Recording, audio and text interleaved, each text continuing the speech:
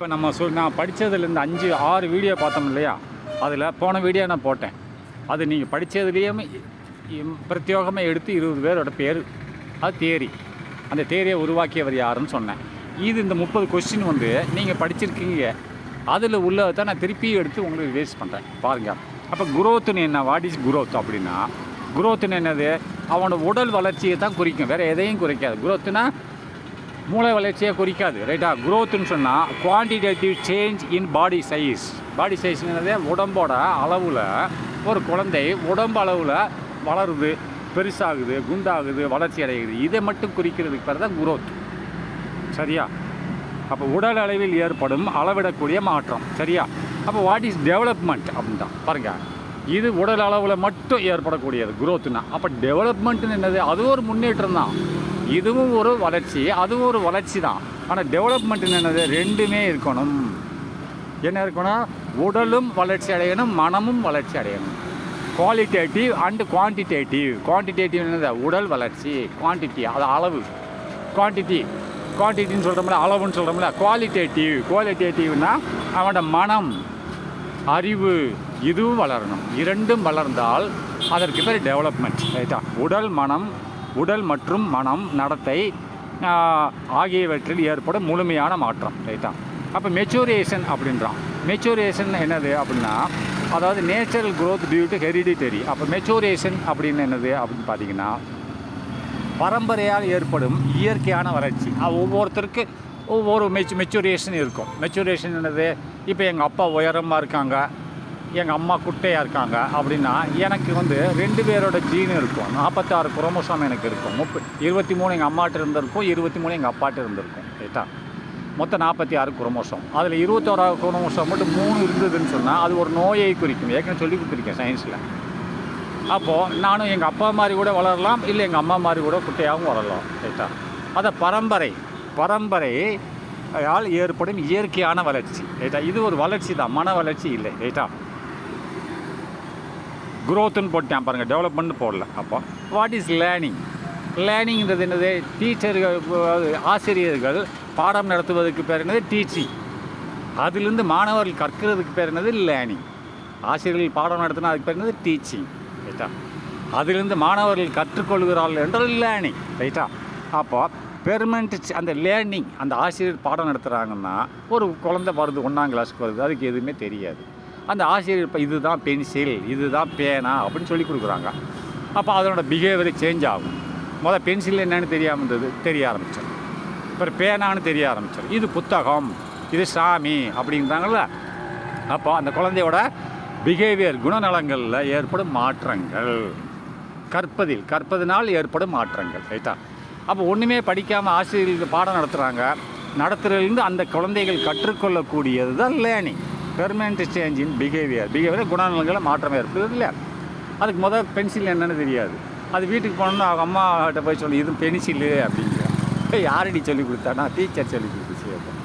அப்போ குணநலம் வீட்டிலேருந்து வரும்போது அதுக்கு பென்சில்னு என்னென்னு தெரியாது. வீட்டுக்கு போகும்போது அது பிஹேவியர் சேஞ்ச் ஆகிடுச்சா, குணநலங்கள் சேஞ்ச் ஆகிடுச்சு. உடல் நலத்தை பற்றி சொல்லலை, குணநலங்கள் சேஞ்ச் ஆகுறது, பிஹேவியர் கேரக்டர் சேஞ்ச் ஆகுறது, ரைட்டா. அப்போ வாட் இஸ் அட்டென்ஷன் தான் கவனம் செலுத்துவது, ரைட்டா. அப்போ ஆசிரியர்கள் சொல்லுவாங்க, சில பேர் வாங்கிட்டு திரும்பிக்கிட்டு இருப்பான் பாடம் நடத்திட்டு இருக்கும்போது, இங்கே அட்டென்ஷனை போடு அப்படிம்பாங்க. அட்டென்ஷன் இங்கே கவனம் செலுத்து அப்படின்வாங்க. Focusing consciousness on a particular object. ஒரு பொருள் மீது கான்சியஸ்னஸ் அப்படின்னு சொல்லும்போது மனதை ஒருமுகப்படுத்தி கவனம் செலுத்து. நான் பாடம் நடத்திக்கிட்டு இருக்கேன், நீ அங்கிட்டு பார்த்துக்கிட்டு இருக்க. அட்டென்ஷன் இவ்வளவு விஷயம் இருக்குது. அட்டென்ஷன்னா கவனம் செலுத்துன்னு என்ன தான், மனதை ஒருமுகப்படுத்தி நான் நடத்துகிற பாடத்து மேலே செலுத்துன்னு பொருள், ரைட்டா. அப்போ வாட் இஸ் இன்ட்ரெஸ்ட்னா ஆர்வம் இருக்கணும். நீ என்ன தான் அந்த ஸ்டூடெண்ட்டு சொன்னால் கூட அவனுக்கு ஆர்வம் இருந்தால் தான் அவன் கவனம் செலுத்துவான். இல்லை அவன் பார்ப்பான், உன்னையவே பார்ப்பான். எதே நீ நினைக்கிற அட்டென்ஷன் செலுத்துவான்ட்டு. 2 பேர் இப்போ 2 மாணவர்கள் நீ திட்டுற, ஒரு மாணவர்கள் அட்டென்ஷன் செலுத்துறா, 2 பேருமே உன்னை பார்ப்பாங்க, நீ சொல்லிக் கொடுக்குற பார்ப்பாங்க.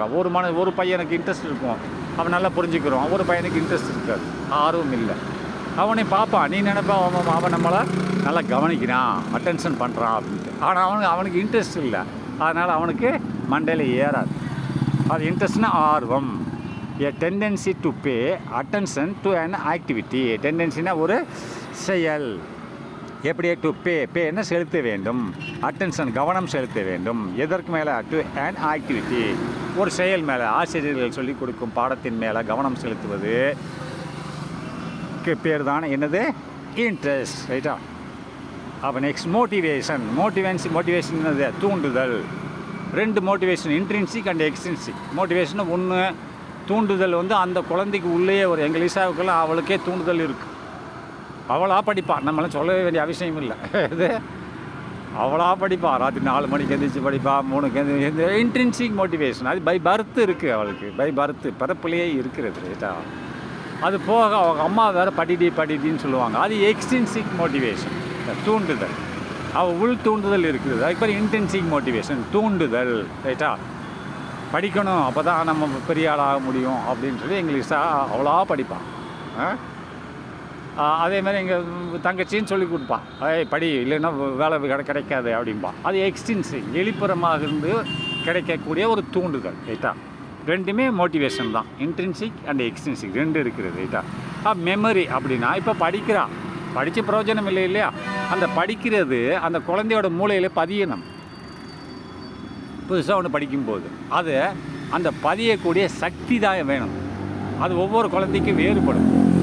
அதுதான் என்ன சொல்கிறான்? எபிலிட்டி திறன். டு ரீட்டைனை தங்க வைப்பது, இதை படித்ததை தங்க வைப்பது. அண்டு ரீகால், தங்க வச்சு திரும்பி எடுத்து கொடுக்குறது. Retain and recall information. அந்த படித்த செய்திகள்னால் நியூஸ் பேப்பர் செய்திகள், அந்த புத்தகம் தான்.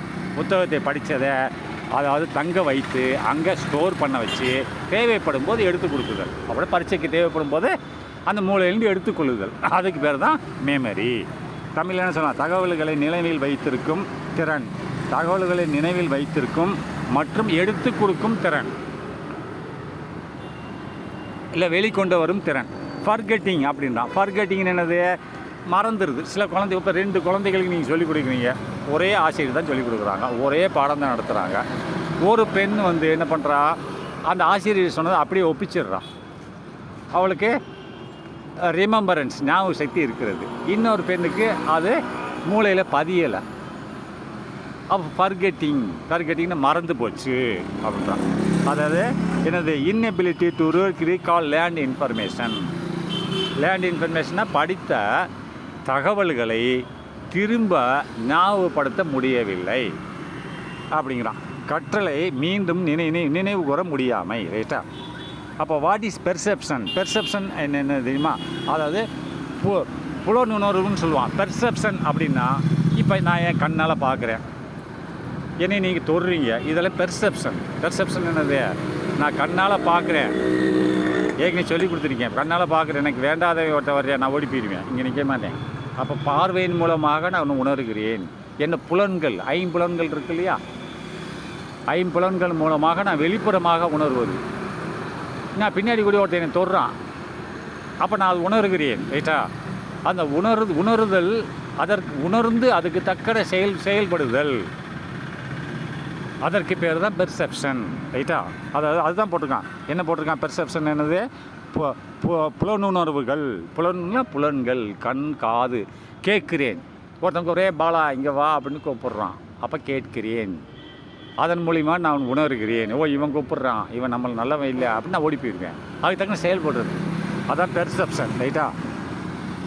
அப்போ what is transfer of learning அப்படின்றான். அதாவது கற்றலை எவ்வாறாக பரிமாறிக்கொள்ளுதல், மாற்றிக்கொள்ளுதல் அப்படின்றான். ட்ரான்ஸ்ஃபர் அப்படியா? Applying previous learning to new structure. இப்போ நான் பண்ணுறேன் இல்லையா? நான் காலேஜில் 1983 படித்தேன். இப்போ எனக்கு 60 வயசு ஆகுது. நான் இந்த கிளாஸ் நடத்திட்டு இருக்கேன். அப்போ படித்ததை நான் இப்போது யூஸ் பண்ணுறேன். அப்ளையிங்னா பயன்படுத்துகிறேன். ப்ரீவியஸ் லேர்னிங்னால் நான் முன்னாடி கற்ற, எனக்கு ஆசிரியர்கள் கற்றுக் கொடுத்ததை. ரைட்டா? எதற்கு? டு நியூ சிச்சுவேஷன், இந்த புதிய சூழ்நிலைக்கு உங்களுக்கு சொல்லிக் கொடுக்க வேண்டி நான் முன்னாடி படித்ததை இந்த புதிய சூழ்நிலையில் உங்களுக்கு சொல்லிக் கொடுப்பதற்கு வேண்டி நான் அதை பயன்படுத்துகிறேன். அப்ளைங்னா பயன்படுத்துகிறேன். அதற்கு பேர் என்னது? Transfer of learning. அப்போ வாட் இஸ் ஆப்டிடியூடுன்னு என்னதுன்னா பொட்டென்ஷியல் எபிலிட்டி டு லேர்ன் அப்படின்றான். பொட்டன்ஷியல் எபிலிட்டினா ஆப்டிடியூட் அப்படின்னா ஏற்கனவே ஒரு குழந்தை பிறக்கும் போதே அந்த குழந்தைக்கு உள்ளே அமைந்திருக்கக்கூடிய ஒரு திறன், கற்கும் திறன். அதற்கு பேர் தான் என்னது ஆப்டிடியூடும்பாங்க. அதாவது கற்றுக்கொள்ளும் இயல்பான திறன். அது வெளியிலேருந்து வராது. சில குழந்தைகள் நீங்கள் பார்த்துருப்பீங்க, மாடு மேய்க்கிறவனுக்கு பிறந்திருப்பாங்க. அந்த குழந்தை வந்து ஃபஸ்ட்டு வந்துகிட்டு இருக்கும். அவங்க அப்பா அம்மா சொல்லிக் கொடுக்கவே தெரியாது. அப்படின்னு என்னது, இதுதான் ஆப்டிடியூட். அந்த குழந்தைக்கு ஜாஸ்தியாக இருக்குது, இயல்பான திறன். ரைட்டா? அது பிறப்பிலேயே இருக்கிறது, அதையும் இருக்கணும், ஆசிரியரும் கற்றுக் கொடுக்கணும். ரைட்டா? அப்போ இயல்பான திறன் அதிகமாக இருப்பது அது உண்மையிலே பிறப்பிலே இருக்கிறது. ரைட்டா? அதான் பொட்டென்ஷியல் எபிலிட்டி டு லேர்ன்னா கற்பதற்கு தேவையான ஆற்றல். அதாவது பொட்டென்ஷியல் எபிலிட்டினா அதுக்குன்னா இயல்பான திறன் இருக்கணும். பொட்டென்ஷியல் எபிலிட்டி எப்படின்னா திறன் அமைந்திருக்கணும் உடம்புக்குள்ளே. அதைத்தான் குறிக்கிறது. என்ன குறிக்கிறது? ஆப்டிடியூட். ரைட்டா? அப்போ வாட் இஸ் கிரியேட்டிவிட்டி? கிரியேட்டிவிட்டின்னு என்னது? ஒரு புதிய ஐடியா. இப்போ ஆசிரியர்கள் ஒன்று பாடம் நடத்துவாங்க, இதை செய்யணும்னு சொல்லுவாங்க. அப்போ ஒவ்வொரு மாணவர்களும் பொதுவாக நடத்துவாங்க. ஏதாவது ஒரு பேப்பரை கொடுத்து என்னடா நீங்கள் படகை உண்டாக்கணும்னு சொல்லுவாங்க. ஒரு குழந்தை சின்ன படகை உண்டாக்கும், இன்னொரு குழந்தை பெரிய படகு உண்டாக்கும், இன்னொரு குழந்தை பெயிண்ட் அடிக்கும் அந்த படகுலையேமோ. இதுதான் கிரியேட்டிவிட்டி. புரியுதா? ஆனால் ஆசிரியர் சொன்னால் படகை உண்டாக்குன்னு சொல்லுவாங்க, உங்களோட மூளையை பயன்படுத்தி. அப்போ ஒரு குழந்தை சின்ன படகாக உண்டாக்கிறோம், அது எப்படி படகை உண்டாக்குன்னு சொல்லி கொடுப்பாங்க, அவ்வளோதான். அதை அந்த ஆசிரியர் சொல்லி கொடுத்து வச்சு எல்லா குழந்தைகளும் பாடணும். அதை அந்த படகை உண்டாக்கும், படகு தண்ணியில் மிதக்கிற மாதிரி பேப்பரில் உண்டாக்கும். ஆனால் ஒரு குழந்தை பெயிண்ட் அடிச்சிருக்கோம், ஒரு குழந்தை அந்த படகுக்கு மேலே மரம் வரைஞ்சிருக்கோம். அது எபிலிட்டி, கிரியேட்டிவிட்டி எபிலிட்டி. வெறும் படகை மட்டும் உண்டாக்கியிருந்தாங்க அந்த குழந்தைன்னா அது கிரியேட்டிவிட்டி எபிலிட்டி கிடையாது. அது சொன்னதை செய்யும் எபிலிட்டி. ரைட்டா? சுயமாக ஆசிரியர் சொன்னது வேற, சொன்னது அதை செய்து தனக்கு தெரியும் அறிவாற்றலை பயன்படுத்தி அதிகமாக செய்தல், அதான் கிரியேட்டிவிட்டி எபிலிட்டி. ரைட்டா? அப்போ வாட் இஸ் டைவர்ஜென்ட் திங்கிங்? அப்பாட்டா ரெண்டு இருக்குது, கன்வர்ஜென்ட் திங்கிங், டைவர்ஜென்ட் திங்கிங். அதாவது டைவர்ஜென்ட்னா பல ஐடியாக்களை கொண்ட ஒரு திங்கிங். திங்கிங்னு என்னது? அதாவது சிந்தனைகள். இப்போ ஒரே ஒரு செயல், அந்த செயலை பல வழிமுறைகளில் செய்யலாம். எப்படி நீ செஞ்சாலும் அதோட அவுட்புட் வந்துடும், அதோட ஈல்டு கிடச்சிரும். இப்போ ஒரு ஊருக்கு பல வழிகள்னு சொல்கிறோம்ல, தெரிஞ்சவனுக்கு பல வழிகள், தெரியாதவனுக்கு ஒரே வழி. இது அப்போ டைவர்ஜென்ட்னா பல வழிகள், ஒரு வேலையை செய்வதற்கு பல வழிகள் இருக்கிறது. அதே மாதிரி கன்வர்ஜென்ட்னா ஒரு வேலையை செய்வதற்கு ஒரே வழி தானே இருக்கிறது. ரைட்டா? நான் மேத்ஸ் காலேஜ், மெஜரா காலேஜில் படிக்கும்போது எங்கள் ஆசிரியர் என்ன பண்ணுவார்னா, உண்மையிலே நான் சொல்கிறேன், விளையாட்டுக்கு இல்லை, ஆனால் அனலைஸ்வாதின்னு ஒருத்தர் ராஜேந்திரன் இருந்தார், மிக மிக புத்திசாலி. இப்போ கேள்வியிலேருந்து விடையை கொண்டு வருவாங்க எல்லா ஆசிரியர்களும். இவர் விடையிலேருந்து கேள்வி கொண்டு வருவார். எப்படி விடை இதுதான்டா அவங்க இந்த கொஸ்டினுக்கு விடை, வா நம்ம கேள்வி பிடிப்போம் அப்படின்ட்டு ஃப்ரம் ஆன்சர் டு கொஸ்டின். அதே மாதிரி ஒரு கேள்விக்கு பல வழிகளில் மேத்ஸில் ப்ராப்ளத்தை சால்வ் பண்ணுவாங்க, விடை வந்துடும். கேள்வி ஒன்று, விடைகள் ஒன்று, ஆனால் வழிகள் பலவது, பல வகைகள். அது டைவர்ஜென்ட் திங்கிங். சில எங்களுக்கு மேத்ஸ் வாத்தியார் இருந்தார், டைனமிக்ஸ், அவர் ஒரே வழி தான் சொல்லிக் கொடுப்பார். ஹெச்ஓடி இருந்தார், யார்? சீதாராமன் சார். அவருக்கு தெரியாது எதுவுமே இல்லைன்னு நினைக்கிறேன், நான் என்னை பொறுத்த கூட இல்லைன்னு நினைக்கிறேன். அவர் வாடகைக்கு ஒப்பிச்சுட்டே போகிற, எனக்கு புரியவே புரியாது. சார் இந்த வழி புரியல, வேறு வழியில் சொல்லிக் கொடுக்கலாம் சொல்லிக் கொடுப்பார், அது புரியாது. சார் இதுவும் புரியல, இன்னொரு வழியில் சொல்லிக் கொடுத்தாலும் புரியாது. ஏன்னா அவருக்கு சொல்லிக் கொடுத்து மனப்பாடமே ஆகி போச்சு. அவ்வளோதான் புரியுறானா இல்லைன்னு அவருக்கே தெரியாது. சரி, ரைட், ஓகே. அதான் கன்வர்ஜென்ட் டைவர்ஜென்ட். ரைட்டா? முடிஞ்சா? Right, next what is convergent? முடிஞ்சிச்சு இல்லையா? கன்வர்ஜென்ட்னா ஒரே வழி. What is intelligence? இன்டெலிஜென்ஸ்னு என்னது? ஏற்கனவே நான் சொல்லி கொடுத்துருக்கேன். ரைட்டா? இன்டெலிஜென்ஸ்னு என்னது? அதாவது ஒரு மனுஷனோட ability to solve problem and adapt, அவனோட திறமை. ஒரு ப்ராப்ளம் வந்தால் அதை ஃபேஸ் பண்ணி சால்வ் பண்ணுறதுக்கு பேர் உண்டான திறமை தான் இன்டெலிஜென்ஸ். ரைட்டா? பிரச்சனைகளை தீர்க்கும் திறன். ரைட்டா? அடுத்து அதான் நுண்ணறிவுன்னு சொல்லுவாங்க. ரைட்டா? அதை என்ன சொல்லுவாங்க? நுண்ணறிவு. ரைட்டா? அப்போ எமோஷனல் இன்டெலிஜென்ஸ். அப்போ இன்டெலிஜென்ஸ்னு நுண்ணறிவு. அப்போ எமோஷனல் இன்டெலிஜென்ஸ் எமோஷன்னது இப்போ நான் இருக்கேன், ஏன் முன்னாடி ரவின்னு ஒரு இன்ஸ்பெக்டர் கிளாஸ்மே என் பேட்ச்மேட் ஆர்மியில் அவர் இருக்கார். அவர் ஏதோ ஒரு பிரச்சனைக்கு தான் என்னை பார்க்க வந்திருக்காருன்னா நான் வரும்போதே அவரோட என்னத்தை நான் கண்டுபிடிக்கணும் அப்படின்னு எமோஷனல் ஏதோ எமோஷனாக இருக்கார் அப்படின்னு கண்டுபிடிக்கணும். அதுக்கு தக்கன என்னோடய எமோஷனை மாற்றிக்கிட்டு ஈக்குவல் பண்ணணும். அதை எமோஷனல் இன்டெலிஜென்ஸ்னு சொல்லுவாங்க. ரைட்டா? Ability to understand and manage emotions. Ability to understand புரிந்து கொள்ள திறன் இருக்கணும். And manage emotions. மேனேஜ்னா சமாளிக்க எமோஷன்களை சமாளிக்கக்கூடிய ஒரு தைரியம் இருக்கணும். அதை எமோஷனல் இன்டெலிஜென்ஸ். ரைட்டா? அது தமிழில் என்ன சொல்கிறான் பார்த்தா, அதாவது உணர்வுகளை புரிந்து கட்டுப்படுத்தும் திறன். கரெக்ட். அப்போ வாட் இஸ் இண்டிவிஜுவல் டிஃபரன்ஸ், இது இந்த கேள்வியில் வராது. வாட் இஸ் ஹெரிடிட்டரின்னு என்னது, பரம்பரையாக வரும். அதுக்கு பேர் ட்ரைட்ஸ்னா ஹெரிடிட்டரி ட்ரைட்ஸ் ரெண்டு ஒன்று தான். ரைட்டா? டிரான்ஸ்மிஷன் ஆஃப் ட்ரைட்ஸ் ஃப்ரம் பேரண்ட்ஸ்னால் தான் தாய் தகப்பனாரிடம் இருந்து ட்ரைட்ஸ்னால் பண்புகளை கடத்துறது, குழந்தைகளுக்கு கடத்துவதற்கு பேர் ஹெரிடிட்டரி. அப்போ என்னோடய பண்பு எப்படி இருக்கும், எங்கள் அப்பா மாதிரி இருக்கும், இல்லை எங்கள் அம்மா மாதிரி இருக்கும், வேறு எது மாதிரி இருக்காது. ஏன்னா நான் அவங்களுக்கு பிறந்தவன். வேறு குணம் எனக்கு இருக்குமா? இருக்காது. ஒன்று எங்கள் அப்பா குணம் இருக்கும், இல்லை எங்கள் அம்மா குணம் தான் இருக்கும். அந்த பண்புகளை கடத்தக்கூடிய ட்ரைட்ஸ்னால் கடத்துவது, அதாவது பண்புகளை கடத்தும் தகப்பனார்களிட்ட இருந்து பண்புகளை கடத்தும் செயல்பாடுக்கு பேர் என்னது, ஹெரிடிட்டரி. அப்போ வாட் இஸ் என்வைரன்மெண்ட்னா சுற்றுப்புற சூழ்நிலைகள், இதெல்லாம் சொல்ல வேண்டிய அவசியம் இல்லை. அப்போ வாட் இஸ் இன்க்ளூசிவ் எஜுகேஷன்னா படிப்பு, சொல்லித்தருதல். அப்போ இன்க்ளூஷனை எல்லாருக்கும் சொல்லிக் கொடுக்கணும், யாரையும் விடக்கூடாது. இப்போ நம்ம தமிழ்நாடு அரசாங்கம் யாருக்குமே படிப்பாற்றல் இருக்கணும்னு சொல்கிறாங்களோ, அதான் வாட் இஸ் இன்க்ளூசிவ் எஜுகேஷன் அப்படின்னு. எஜுகேஷனாக படிப்பு எல்லாருக்கும் கிடைக்க வேண்டும் என்பதற்கு பேர் தான் இன்க்ளூசிவ் எஜுகேஷன். அப்போ வாட் இஸ் ரிமேடியல் டீச்சிங் அப்படின்றான். அப்போ ரிமேடியல் டீச்சிங்னா teaching to overcome learning difficulties. அப்போ கற்றல் குறைபாடுகளை நீக்கி கற்பித்தல். நல்லா பார்த்துங்க, அதை ரிமேடியல்னா தீர்வு. ஏன் அதை டீச்சிங்க்கு தீர்வு என்ன, டீச்சிங்னா சொல்லிக் கொடுக்குறோட தீர்வு என்ன அப்படின்னா, நம்ம சொல்லிக் கொடுக்கும்போது எல்லா மாணவர்களும் புரிந்து கொள்ள மாட்டார்கள்.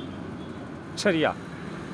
ஒரு 100 பேர் இருக்காங்கன்னா ஒரு 80 பேர் புரிஞ்சுக்கிடுவாங்க, மீதி ஒரு 20 பேருக்கு தெரியாது. அப்போ அதுக்கு அந்த 20 பேருக்கு என்ன பண்ணணும், புரிய வைக்கணும்.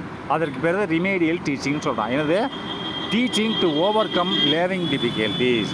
டீச்சிங்னா சொல்லிக் கொடுக்கணும், டு ஓவர் கம்னா சரி செய்ய, எதை, லேர்னிங் டிஃபிகல்ட்டினா அதாவது கற்றல் குறைபாடுகளை தீர்த்து சரி செய்யணும். கற்றல் குறைபாடுகள் மாணவர்கள் தான் இருக்கும், ஆசிரியர்கள்ட்ட இருக்காது. ஆசிரியர்கள் எல்லாத்துக்கும் சொல்கிற மாதிரி தான் சொல்லிக் கொடுப்பாங்க.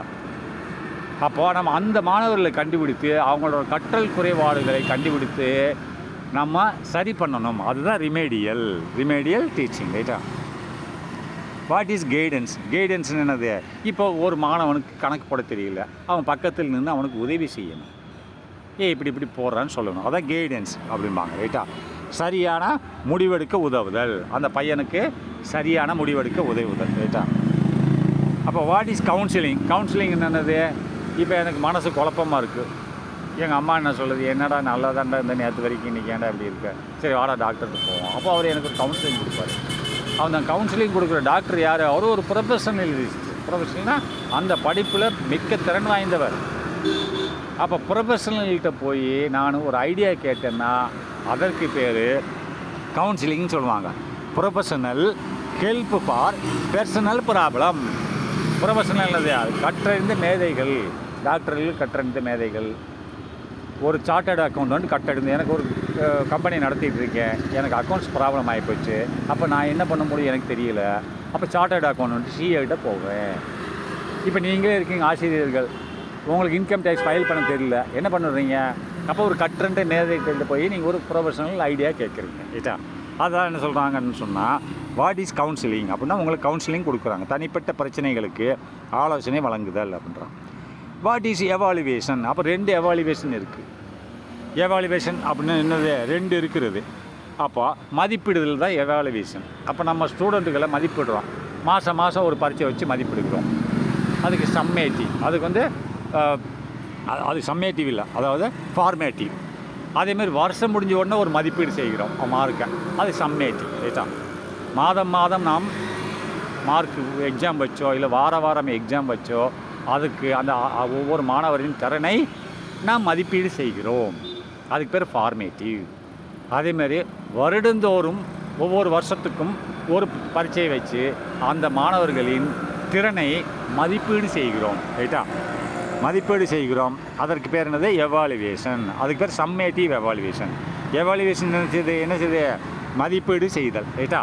ஃபார்மேட்டிவ் என்னது? Evaluation touring teaching. எவாலுவேஷன் மதிப்பீடு செய்யணும், கற்றுக் கொடுக்கும்போதே மதிப்பீடு செஞ்சு கொண்டு இருக்கணும். அதே மாதிரி சம்மேட்டிவ் எவாலுவேஷன் என்னது? வருடத்திற்கு ஒரு முறை மதிப்பீடு செய்யணும். சரியா? அப்போ சிசிஇன்னு அப்ரிவேஷன் என்னது? Continuous and comprehensive evaluation. கண்டினியூஸ்னால் தொடர்ச்சியான மற்றும் முழுமையான மதிப்பீடு. தொடர்ச்சியாகவும் மற்றும் முழுமையாகவும் மதிப்பீடு செய்தலுக்கு பேர் தான் கண்டினியூஸ் அண்ட் காம்ப்ரிஹென்சிவ் எவாலுவேஷன் சொல்கிறாங்க. ரைட்டா? And what is learner centred education? லேர்னர்னு என்னது? மாணவர்கள். லேர்னர்னா மாணவர்கள், டீச்சர்னா ஆசிரியர்கள். அப்போ மாணவர்கள் ஒன்று கூடி ஒரு செயலை செய்து அதன் மூலமாக அவர்களாகவே கற்றுக்கொண்டால், ஆசிரியர் இல்லாமல், லேர்னர்ஸ் சென்டர்டு எஜுகேஷன் அப்படின்னா, லேர்னர்ஸ் சென்டர்னா மாணவர்கள் மத்தியில் படிப்பு அப்படின்னா, மாணவர்கள் ஒன்று கூடி ஒரு செயலை செய்து அதன் மூலம் கற்றுக்கொண்டால் அதை லேர்னர்ஸ் சென்டர்டு எஜுகேஷன் சொல்லுவாங்க. ரைட்டா? அடுத்து இங்கே வாங்க. டீச்சர் சென்டர்டு எஜுகேஷன்னா ஆசிரியர் பாடம் நடத்துவதன் மூலமாக மாணவர்கள் கற்றுக்கொண்டால் அதற்கு பேர் டீச்சர் சென்டர்டு எஜுகேஷன். ரைட்டா? அவ்வளோதான்.